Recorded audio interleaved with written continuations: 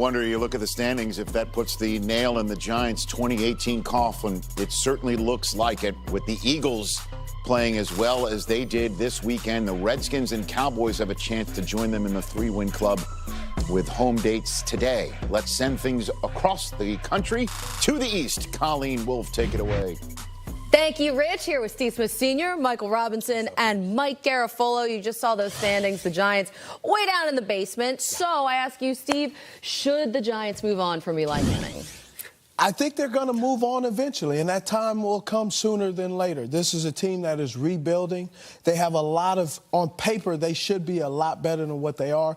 And because they are not, it is time to make adjustments. They haven't scored over 30 points until they played the Carolina Panthers. And before that, it was since 2013.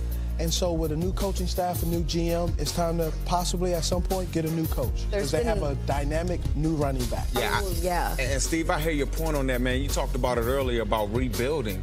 Is that really the word for this process that's going on out there in New York? I mean, the quarterback's been there forever. Right. The ownership has been there. They have the same players on defense. They got a lot of the same guys around.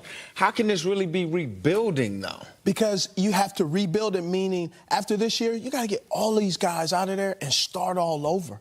Because it's not working. Who are you going to get out of there? Or are you saying get Eli out of there? Because that's the only thing that hadn't changed. They don't really have another option right now. It's not like they can move on from Eli Manning right now. No, I don't think I'm in the minority here. I know I'm in the minority here because I still think he's got good football left in him. But he does. The problem is everything around him has to be right. So their mistake...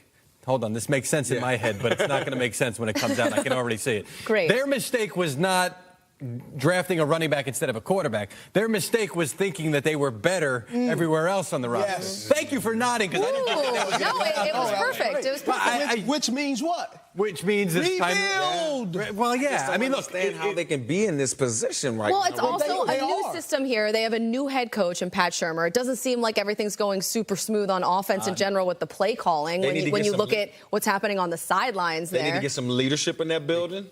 From a player standpoint, leadership, you just can't pay a guy and think that he's a leader now. You see what I'm saying? Leaders are born with this. A lot of blame to go around. But, hey, the good news is Saquon Barkley has been amazing for them. So there's the bright spot. Remember, guys.